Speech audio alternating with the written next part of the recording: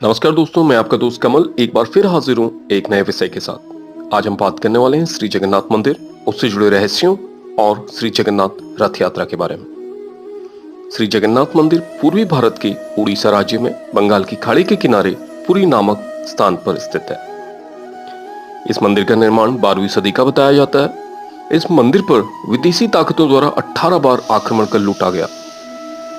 सन 1692 में मुगल बादशाह औरंगजेब के आदेश पर इसे बंद कर दिया गया, जो उसके बाद सन 1707 में औरंगजेब की मृत्यु के बाद ही खुला।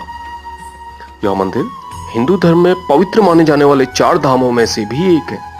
आदिगुरु शंकराचार्य द्वारा पूरे भारतवर्ष में स्थापित 4 मठों में से गोवर्धन मठ भी इसी स्थान पर है। इस मंदिर निर्माण की कहानी भी काफी विचित्र है। इसके अनुसार एक बार एक मध्य भारत का राजा इंद्रदेवन भगवान विष्णु का बहुत बड़ा भक्त था। उसकी भगवान के दर्शनों की परम अभिलाषा थी।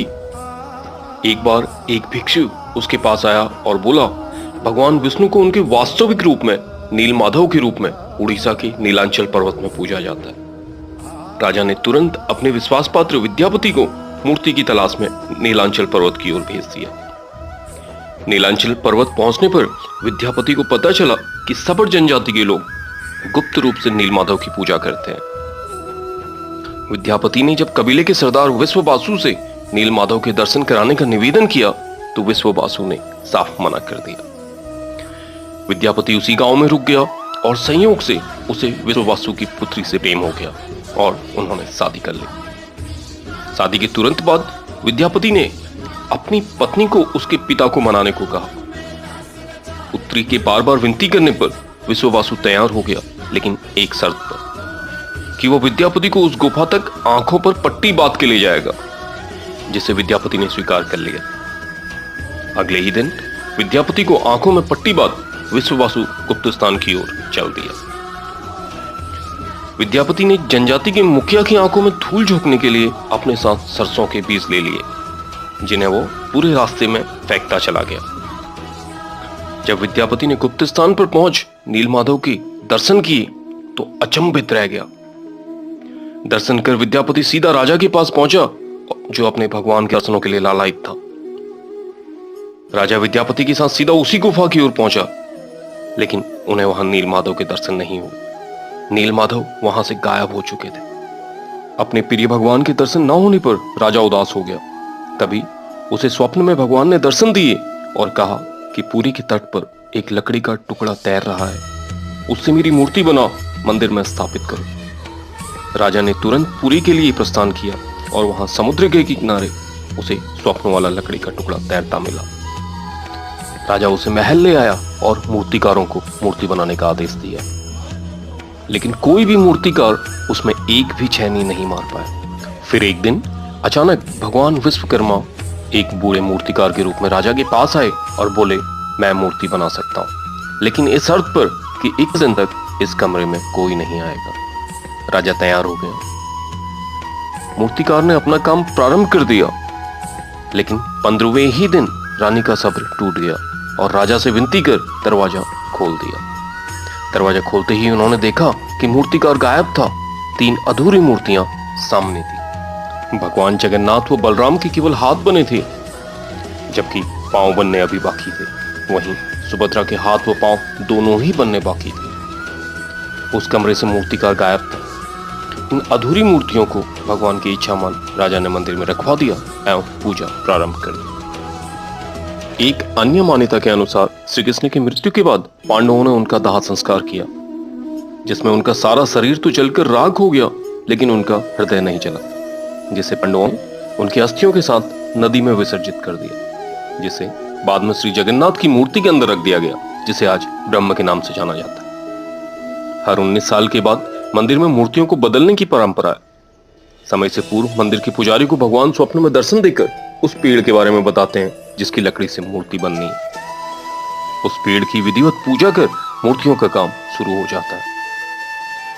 मूर्तियां बदलते समय किसी को कुछ भी देखने की अनुमति नहीं होती। मूर्ति बदलते समय जो पुजारी इस प्रथा को करते हैं, उनकी आंखों में पट्टी बंधी होती है। मूर्ति बदलते समय अंधेरे में ब्रह्म को पुरानी जगन्नाथ जी की मूर्ति से निकालकर नई मूर्ति के अंदर डाल दिया जाता है। एक धारणा के अनुसार जो पुजारी ब्रह्म बदलने की रस्म अदा करता है उसे भगवान 1 साल के भीतर ही परम धाम बुला लेते हैं। आखिरी बार सन 2015 में मूर्तियां बदली गई हैं। मूर्तियां बदलने के बाद पुरानी मूर्तियों को मंदिर प्रांगण में बने कोयली बैकुंठ में मिट्टी में दबा दिया जाता है। यह मंदिर अपने आप में अनेक रहस्य समेटे हुए, जिसका जवाब विज्ञान के पास भी नहीं। आइए बात करते हैं इस मंदिर से जुड़े रहस्यों के बारे में। नंबर 1, इस मंदिर की गुंबद पर लहराता झंडा जो हमेशा हवा की विपरीत दिशा में लहराता है। नंबर 2, किसी भी अन्य हिंदू मंदिर के विपरीत इस मंदिर का झंडा हर रोज बदला जाता है, चाहे मौसम कैसा भी क्यों ना हो। अगर किसी दिन झंडा ना बदला जाए तो मंदिर को अगले 18 सालों के लिए बंद करना पड़ेगा। इस झंडे को बदलने की आज्ञा केवल एक परिवार विशेष के पुरुषों को होती है, जो बिना किसी रस्सी या सेफ्टी हार्नेस के 214 फीट ऊंचे इस मंदिर की गुंबद तक उल्टा होकर चढ़ते हैं। इन्हें इतनी ऊंचाई पर यूं चढ़ते देखना ही किसी के भी रोंगटे खड़े करने के लिए काफी है। लेकिन ये श्री जगन्नाथ का आशीर्वाद ही है कि आज तक कभी कोई अनहोनी नहीं हुई। नंबर 3, मंदिर की ऊंचाई 214 फीट होने के बावजूद पूरे साल किसी भी दिन व समय मंदिर की परछाई का ना बनना भी अपने आप में एक रहस्य है, जिसका जवाब विज्ञान के पास नहीं। नंबर 4, यह मंदिर समुद्र के किनारे पर स्थित है। इसके बावजूद इस मंदिर के अंदर प्रवेश करते ही समुद्र की आवाज का ना सुनाई देना अपने आप में अचंभित करता है, जबकि इस मंदिर की पहली सीढ़ी पर पांव रखते ही समुद्र से आती हुई आवाजें साफ सुनी जा सकती हैं। नंबर 5, सबसे बड़ी रसोई। यहाँ दुनिया की सबसे बड़ी रसोई भी है, जिसमें 500 रसोइये तथा 300 सहायकों के साथ मंदिर का महाभोग तैयार होता है। इस रसोई की खासियत यहाँ भोजन बनाने की विधि है, जिसमें मिट्टी के 7 बर्तनों को एक के ऊपर एक रखकर प्रसाद बनाया जाता है। इसमें जो सबसे ज्यादा आश्चर्यचकित करता है वो है सबसे ऊपर वाले बर्तन का खाना सबसे पहले पकना और सबसे नीचे वाले बर्तन का सबसे बाद में, जो कि विज्ञान के नियमों के बिल्कुल विपरीत है। एक और खासियत, इस मंदिर में प्रसाद का कभी कम न पड़ना भी है। चाहे भक्त कितने भी आ जाएं, मंदिर के कपाट बंद होने से पूर्व प्रसाद कभी खत्म नहीं होता।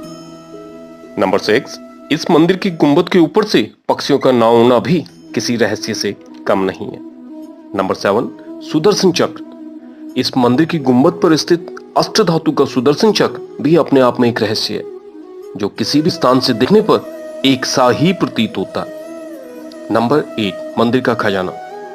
इस मंदिर का रत्न भंडार सन 2018 में उड़ीसा हाईकोर्ट के आदेश के बाद खोला गया, जिसमें 16 सदस्यों की टीम मंदिर की खजाने की जांच करने के लिए आई। इसके रत्न भंडार के द्वार खुलने के 2 महीने बाद ही अचानक एक दिन चाबी खो गई। जांच के लिए आई टीम के सारे सदस्यों ने रत्न भंडार के रक्षक लोकनाथ की मूर्ति के सामने शपथ ली कि वे मंदिर के कक्ष के भीतर हुई चीजों के बारे में कभी किसी को कुछ नहीं बताएंगे। मान्यता है कि इस मंदिर का रत्न भंडार मंदिर की ऊंचाई से भी अधिक है। इसके प्रमाण सन 2011 में घटी एक घटना से मिलते हैं, जब 2011 में मठ के समीप एक मजदूर एक चांदी की ईंट चुरा कर ले गया। बाद में जांच अधिकारियों ने मठ के एक कमरे से 1000 करोड़ से अधिक कीमत की चांदी की ईंटें प्राप्त की। जगन्नाथ रथ यात्रा। रथ यात्रा के बिना इस मंदिर की कहानी अधूरी है। हर साल वैशाख माघ में शुक्ल तृतीया यानी मई के महीने में रथ का निर्माण कार्य शुरू हो जाता है, जिसमें भगवान जगन्नाथ, बलराम और सुभद्रा के लिए अलग अलग रथों का निर्माण होता है। इस यात्रा के संबंध में अनेक मान्यताएं हैं। इनमें से सबसे प्रचलित मान्यता के अनुसार एक बार सुभद्रा जी ने भगवान श्री कृष्ण से द्वारिका नगर देखने की इच्छा प्रकट की। तब भगवान श्री कृष्ण ने अपनी बहन को रथ में बिठाकर पूरे नगर का भ्रमण कराया, जिसके बाद से हर साल यहाँ रथ यात्रा निकाली जाती है। पूरे साल में केवल इसी दिन लोगों को अपने भगवान को छूने की इजाजत होती है। इस दिन यहाँ देश विदेश से लाखों श्रद्धालु भगवान के दर्शन के लिए आते हैं। दोस्तों, आपको हमारा आज का वीडियो कैसा लगा कमेंट बॉक्स में जरूर लिखें। ऐसी ही और रोचक वीडियोस के लिए हमारे चैनल को सब्सक्राइब करना और बेल आइकन क्लिक करना ना भूलें। धन्यवाद।